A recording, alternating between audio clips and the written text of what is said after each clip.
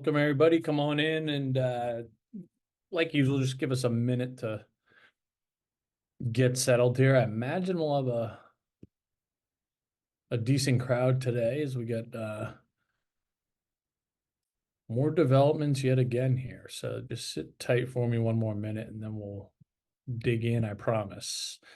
And in the meantime, as always, pop your questions in the Q&A. Happy to talk about everything that's on anybody's mind and kind of any questions you got, whether it's just the most recent FAFSA announcement this week or certainly anything else, pop them in the chat and happy to help you the very best I can. And I'm trying to grab a link in the meantime. And I'll introduce myself for those of you that are joining us for the first time. Welcome, and we'll get cooking. Did you get? Okay. Cool. So my name is Matt Carpenter. I'm the founder of College Aid Pro. This is something we do every other week for those of you guys that are joining us for the first time. And we try to have a cadence where, you know, 1 week is kind of a grab bag, open Q&A, show up with your questions. We'll do our best to get them answered. Obviously, we'll talk about what's kind of cooking in our world, our financial aid scholarship ecosystem at the time, and then the other one of these events that we'll do in a given month is on something specific. So we'll be focused on private scholarships 2 weeks from today, just kind of best practices, expectations. We'll kind of coach you all through the way that we coach families through that. And I know this is kind of the time of year where you're probably sharing the local scholarships and trying to provide those resources. You know, we think we got our arms around that pretty nicely. So please tune in 2 weeks from today if you think that would be useful. And then the other the other thing we'll start to talk about is appeals, right? Especially this year with this new timing we got this week. So that'll be the subject matter, you know, again, 2 weeks from now. And yes, Jackie, now is the time to fill up your coffee. I just did the same. What are we at? 12:03 Eastern time. We're working on about number 3.5 of the day here. So we're right on schedule. But I just put my meeting link in the chat, right? We partner with thousands of high schools across the country. Many of you are tuning in here now. We pride ourselves on having the most free financial aid and scholarship resources for school counselors, for students, and for their families. That is our MO. Please put us to the test there. If you haven't booked time with me, please do that so I can learn about your school and how I think we can support you best. We do have paid services as well, but about 75% of the schools that we partner with, they don't have any budget, they have negative budget, etc. It's also important that we do our best to try to always mention that any Title I schools, we provide all of our paid services free of charge.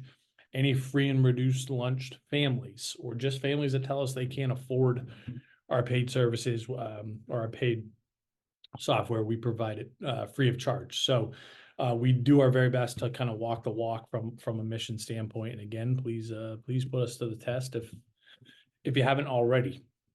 Without further ado, so the big change, a couple changes in the FAFSA the last couple of weeks, and then we'll kind of talk through the mechanics and again what we're seeing as best practices there. So if we back up a few weeks ago, the Department of Education kind of got put on blast because this has been something they didn't talk about too much, where they made a mistake. One of the mistakes they made, and I'm not trying to throw shade here, they're tasked with a pretty Herculean project of reinventing this FAFSA and for how many folks use it. But what they did was they forgot to include something new in the formula that has something to do with what's called the income protection allowance. And basically what that means is that I don't want to get too far in the weeds and lose people, but in order to qualify for the maximum amount of financial aid, right, through the FAFSA, they're looking at your income. And one of the positive changes was that they were raising the amount of, they were looking at a higher income than they had in previous years, so that more families or the threshold for more families getting more money was getting higher. Hopefully that makes sense. So let's just say in its simplest terms, and it's not this simple, of course. Previously, if a family was making $50,000 or less, they got maximum financial aid. That went up to 60,000. Again, it's not that simple, but that's the concept. Okay, kind of close to how it works in practice. They forgot to do that increase, or I forgot, oversight didn't work. Who knows how the mistake actually happened, but it didn't get included in the new formula. And they were wondering about how to handle it. Do we kick it down the road to the next year? But if they did that, more people were going to get less money than they were supposed to with this rule change. Okay. So that probably, among other reasons, is why they came on record for this just this week, right? So I think that was yesterday, Monday, okay, and said, hey, we thought we were going to be able to process all these FAFSAs the end of January. That's what they had been saying for about the past month. Scratch that. It's going to be, they're calling it, mid-March, okay, thereabouts, ballparking middle of March. So again, the FAFSAs that's kind of some of the rationale. And again, I'm sure there's other reasons baked in there, but the FAFSAs, the hope was we're going to be all processed. And I'll talk about what that means in a second here. End of January. Now that's happening, again, ballpark. There's been many changes, and from a timeline standpoint, we're looking at mid-March ish. So what does that mean? FAFSAs are going to process. Well, none of these colleges have received anybody's FAFSA yet. Doesn't matter if you hit submit on October 1st. Okay. None of the FAFSAs have been processed. Okay. So again, none of the colleges have actually received any FAFSAs. Basically, they're in, I don't know, purgatory, right? Right now, where we've hit submit, we've done everything that we could do as a family, but that's it. So why do we care if the FAFSAs haven't received them? A couple of reasons. Number one, we can't go on there to make corrections. So for example, maybe a student said, you know what, I'm going to add a college on here. I need to send the FAFSA to them already. Let me add that to my FAFSA. They can't do it if they've already submitted it for the first time. Or, I just realized I put 23 income instead of 22. Or, I didn't know I was supposed to not include my retirement accounts on the FAFSA. Let me go make this fix. I can't access my FAFSA. Okay. So that, I think, is causing the most alarm and agitation, et cetera, for families of like, I can't get into my FAFSA. It says it's still processing. I don't know my SAI. When am I going to get answers? In short, we still got a ways to go. We got another, call it 6 weeks before anybody's going to have some resolution with these types of frustrations. So the takeaway, the headline as you're talking to your families is, guys, there's nothing we can do. Every single family is going through the same problem. It is system wide. Same with the colleges. There's nothing that they can do. So, if anything, it kind of buys the positives here. What are the silver linings? We can buy ourselves some time a little bit. Obviously, I can't speak for, this is tongue in cheek a little bit, right? But basically, there's no such things as FAFSA deadlines this year. There's no such thing as a 2-1 FAFSA. The colleges aren't going to get the first FAFSAs until mid-March anyways.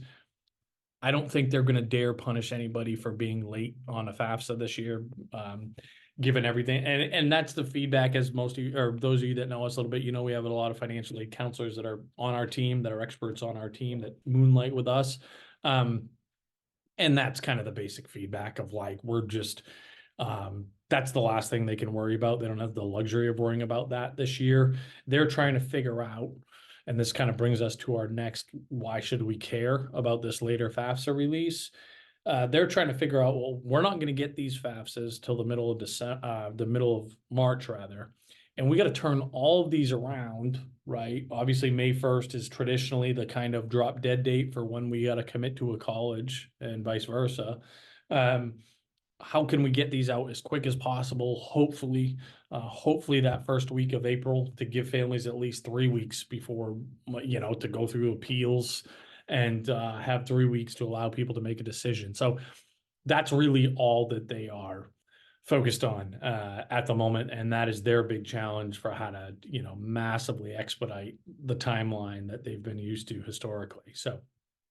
Um, so that's kind of the big news here. Again, not a lot that we can do with that outside of just saying, hey, this is out of our control. Everybody just kind of relax to the extent that you can. If you've already submitted it, you won't have access until those things do process. And again, we don't have a specific timeline for that. But let me pause and take some questions here. Okay, and I think one was from a parent that this counselor is referring on their behalf. Husband filled out the FAFSA form and we filed taxes jointly. Do I need the form signed? Do anything? I keep getting hung up on the helpline. Yeah, no. So look at this is a very common point of confusion this year. This is where I think the FAFSA's kind of UX took a step back, and this particular part of the FAFSA, where for married couples that filing jointly, it can be a little bit confusing in terms of, well, does my spouse have to do it too? Can I do it on my spouse's behalf or vice versa? And the answer is yes. So for this family, it looks like one parent submitted it on behalf of the couple. Okay. That's very likely fine. In order to confirm that, you would just log in, it sounds like through your husband's FSA ID, or in this case is the husband's FSA ID. Log into go on to FAFSA, log in under their FSA ID, and they should see that it's processing there. It's been submitted and it's processing. I have a feeling they're totally fine. The only thing they just want to confirm, did you submit the student section of the FAFSA? Again, somewhere where I think they went backwards this year in terms of simplicity or lack thereof, is really that there's almost like two separate applications. Student has their own FAFSA that they submit independently of their parent or parents, and they have their own FAFSA that they submit. So I think that added a kind of a more confusing layer here. And certainly in some ways these married filing jointly families, who would you think of as a more, I don't know, standard, for lack of a better word, setup? That's a poor choice of a word, but I think you know what I'm going for here, has almost become more complex than split household families, in a lot of ways, which is ironic. But anyways, it sounds like with the information I have, they're all good. That's how they would actually confirm that. Okay. Okay, what's the best way for parents with more than one student in college to seek additional aid? Do you think FAFSA will change that, for next year? I'll start with the second question because I think it's an easy one. No, the FAFSA rule is not going to change anytime soon. That was many years that it was, yeah, before it took effect, and now it is. And I'd be shocked if they rolled that back. Is maybe if it gets loud enough, right? Maybe if the negative response is loud enough, but I'm betting against that. So I don't think FAFSA is going to change. The point, however, here, and something that we've been talking about often, is that although that's the federal rule, colleges have the option, okay, of whether or not they want to abide by it in their college. Do we still want to have a break for families that have more than one kid in college at once?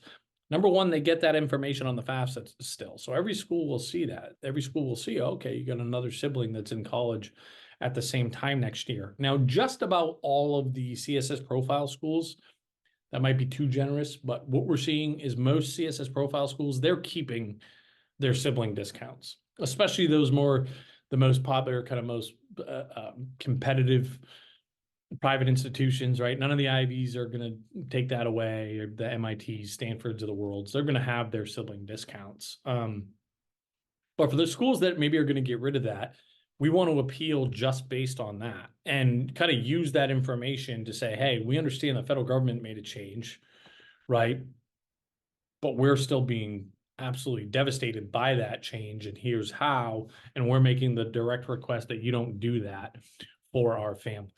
And if you're able to honor that sibling discount, we can commit to your school. I mean, that's kind of the talk track of what you want to, what these families want to present, is say, we understand the federal government made a change, the Department of Education. We also understand you have a choice.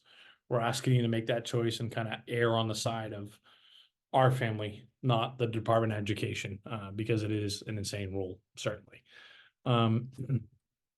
Okay, so ED families that we're hoping to hear more financially, but are still waiting on the FAFSA and schools delay, how to best address this consideration with the colleges. I mean, look, this is where you're seeing a variation from one college to the next, as we typically do. Plenty of ED colleges have that require the CSS profile.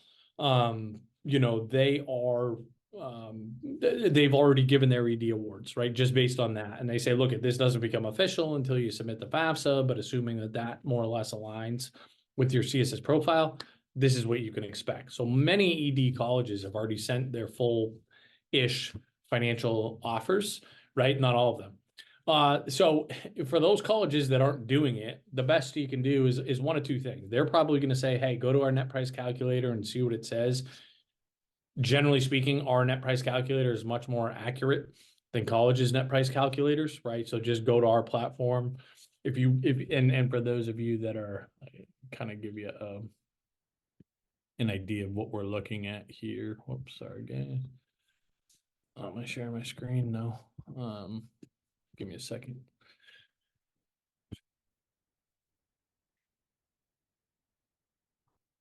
That's not okay. Okay, so this is our platform, right? College Aid Pro. So have them set up an account. They can set up a free account, mycap.collegeaidpro.com. They'll answer a few questions, and basically it's a net price calculator for every school in the country, but ours are much more accurate than the college's net price calculators. There's no college that has their own net price calculator. They all outsource them to various third parties with varying degrees of accuracy. Some are good, but usually those that are good are 70 plus questions, right? We're asking about a dozen questions and we have very accurate projections. So I would anchor them in this to say, here's about what you could expect, unless you have a very wonky situation. Check out the college's net price calculator too. But that's where we should be looking, certainly. And let me see. Yeah, that's the best they can do at this time, outside of making the direct ask to the colleges to say, hey, what can we get an idea? And again, I think they're going to say, just go to our net price calculator. It's the best we can do. But outside of that, I would have them check it out, put us up to the challenge here as well. Yeah, if a family did get an SAI upon submission, I would expect that to be about what comes out in the wash here after these processes go through. We saw just as they were working through this soft launch, so many different iterations of the FAFSA, and most people never saw their SI. Some people did. Most people, that if they saw their SAI, it got emailed to the student after the fact. Some people never got that. So there is no kind of universal experience that everybody is having with this FAFSA, right?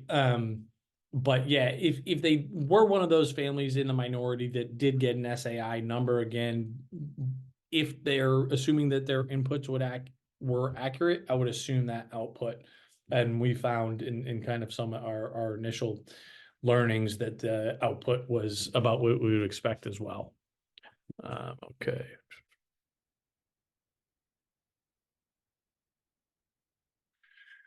Okay, the students at my school who seem to have the greatest number of issues submitting the FAFSA that already face changes. Yeah, already face challenges, no social, refugee, etc. Yeah, I mean, Rochelle, I think this is like a fair, you know, I don't know, generalization, I guess, right? That the students that tend to have kind of some of the biggest baseline challenges with their family dynamics are having some of the biggest challenges getting these FAFSAs across the finish line. I think I talked about this a couple of weeks ago, but we had done a kind of an on-site one of the schools that we kind of sponsor, like that is a Title I school. We had a team of us that went there on site to actually help all the kids and their families get these, had them bring their laptops and get these FAFSAs across the finish line. And it was every type of dynamic you could think of, right? A ton of these kids, first gen, a lot of their parents and some of the students not citizens or didn't have a social security number, you name it. we faced it, and I would say that that was just a common theme, that kind of the harder the situation, the harder it was to get the FAFSA across the finish line. And a lot of these, we had to be incredibly creative with how we did it. And sometimes it just, the rationale didn't even make sense. Well, we took a school off and then added it back on, and that somehow got it to go through, right? We started a few over, and then that went through successfully. So I wish I had a simple answer to that challenging question, but what I would say is, A, that's not unique to your school, or families that are in this situation, which is, a shame, I think. But what I would just kind of tell you, and what our theme continues to be, is that for a lot of these, we just have to find a way to muscle them across the finish line and get that thing submitted. And then we'll work with the individual schools to see what additional documentation, et cetera, we have to provide to have the award come to fruition, right? And a lot of times it were things that just like didn't make sense. Like I mentioned, a few examples of just like adding and taking off a school, or, just doing what we could to get that thing over. But I appreciate the challenge, and we're living it every day as well. Okay, so the CSS profile is not having any, there's nothing related between the FAFSA and the CSS profile. So those have already been, those CSS profiles that have already been, submitted have already been processed. The colleges have already got those. So there's no correlation between the two and the timing of mid-March. Which I think for the most part is kind of a good thing. Okay.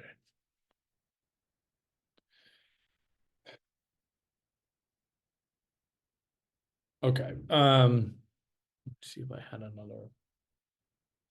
Oh, what I want to make sure that I share with you all, let me grab this. So I think, I don't know if you guys don't follow us on our socials, I recommend that you do so. We try to keep those things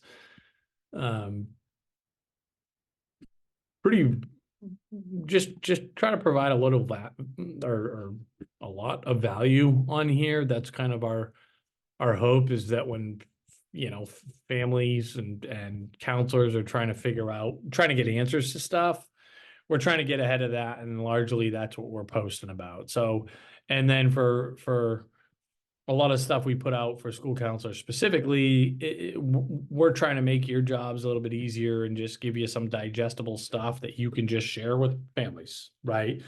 So these two, I just put this Instagram post and Facebook post from yesterday from my colleague Peg. If you guys don't know Peggy, she's the best. I like to call her the fairy godmother of financial aid, but she's just a very warm, great human being, first of all. But I think that comes through in her, like when you, to me, my experience, and that's kind of how I met her initially. I'm just like, I trust that person, right? And I think she just has a calm demeanor, and so she just has this 1 minute thing that's kind of aimed at parents, and maybe to a lesser extent school counselors, of like, here's this FAFSA change you're hearing about.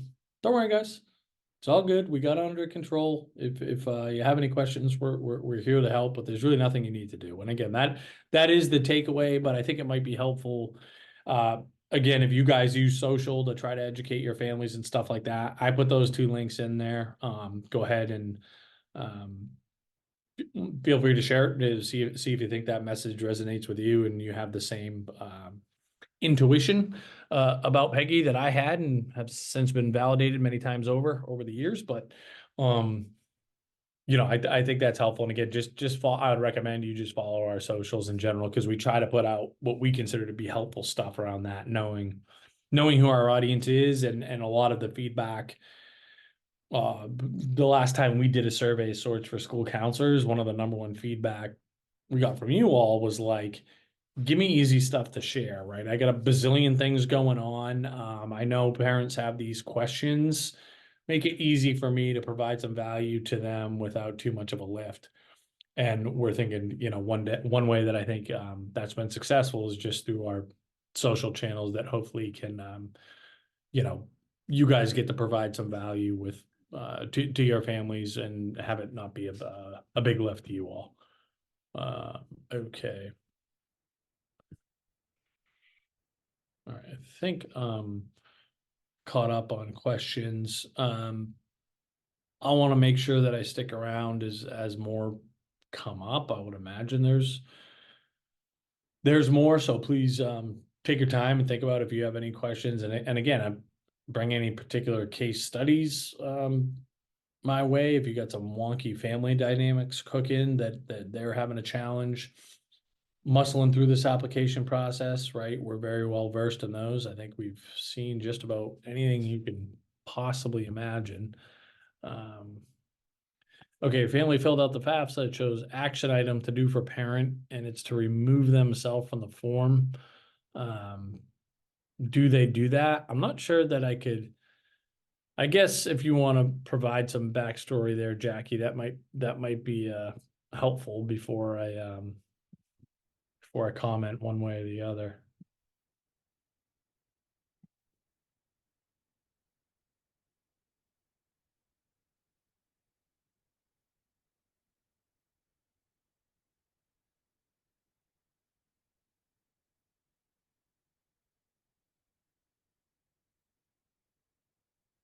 Yeah, it sounds like for that one, it'd just be easiest to follow suit and remove that person. Again, the goal at this, especially for any wonky situations, guys, the goal here is not to be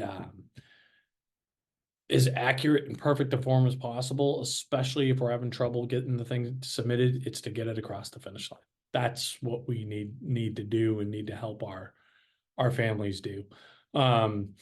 So that's the default answer until further notice. And then we know we're going to have to make some corrections and updates eventually. But as long as we have that thing time stamped, our FAFSA is submitted. That's the goal, full stop. Okay, if the asset questionnaire or snapshot of the day file, but a correction needs to be submitted down the road. Yeah, so good question, right? And I think this is gonna another natural hiccup families are gonna have this year. So the when you complete the FAFSA and they're asking about what do you have in checking and savings and investments, what they want you to do is what do you have in here today? At the moment that you're submitting this FAFSA, what's in your bank accounts, what's in your mutual funds, whatever. Okay. But then the question is, well, if I go to make a correction in mid-March, which might be 5 months down the road from when I submitted this thing in October, what do I do? You're not going to change anything there. Okay. Unless the change is obviously that I made a mistake. I included my IRAs or whatever in my investments back when I did this thing in October. You're not going to touch that part. The snapshot is from the day your FAFSA was originally submitted. So if you're going to add another school, or for example, that would be a correction, you're not going to say, oh, now my assets or savings is up or down or whatever. So great question. And again, not an easy one. I don't think, not very intuitive. So.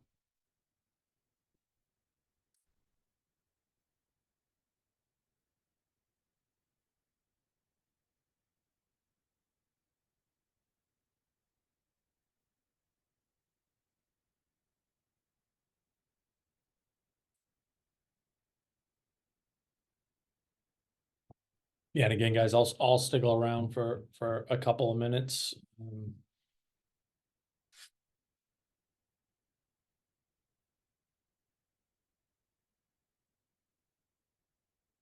And actually, let me share something else that we have coming up. So we've got let's see if I can find it. I know where it is.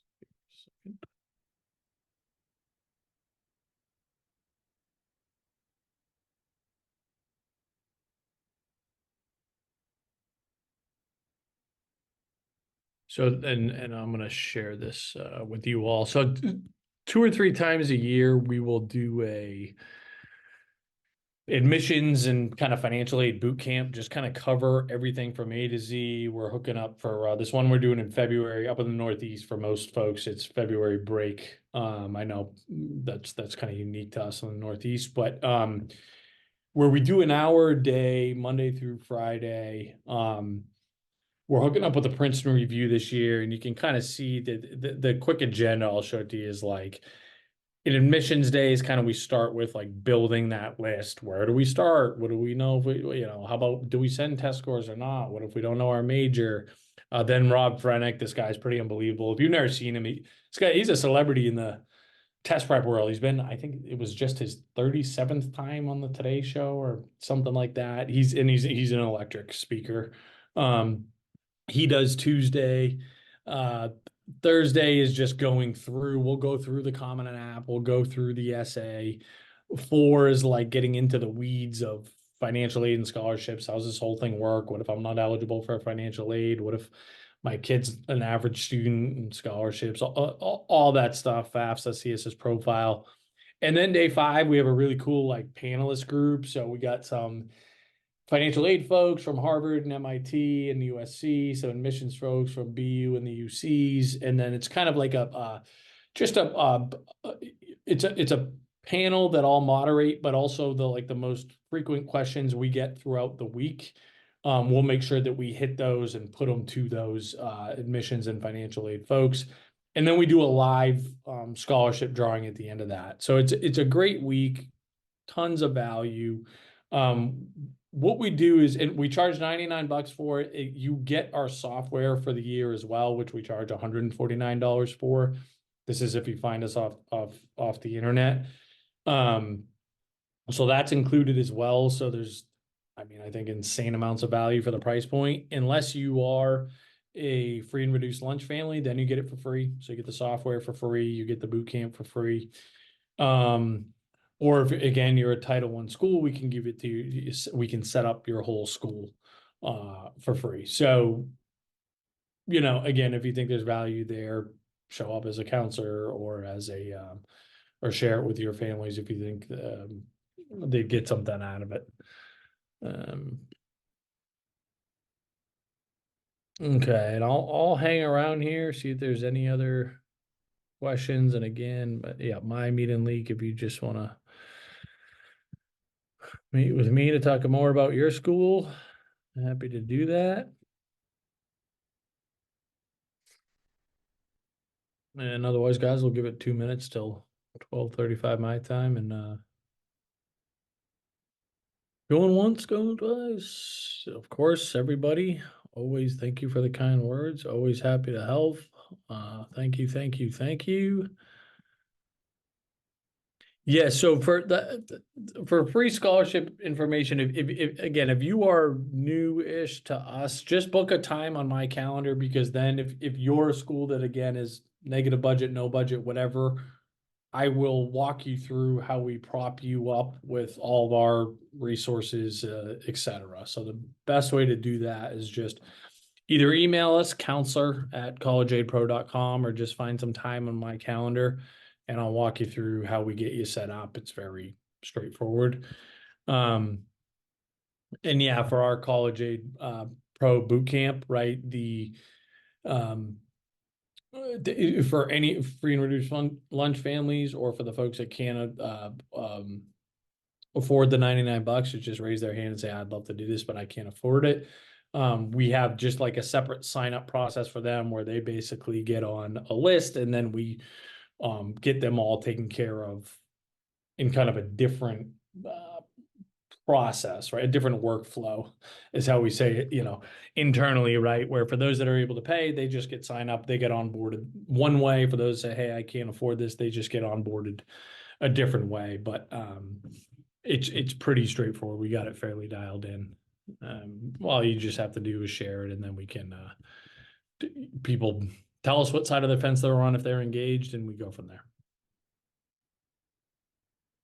And we don't verify anything or anything like that. We take people at face value. All right, y'all. Well, thanks for showing up. As always, appreciate you guys caring as much as you do about this stuff and trying to do a great job for your families, as I know you all do. Work your butts off. Hopefully, I get to talk to a few more of you one-on-one. Continue to follow us. We'll be continuing to put out information in real time, and then 2 weeks from now, we'll be focused on private scholarships. Thanks, everybody.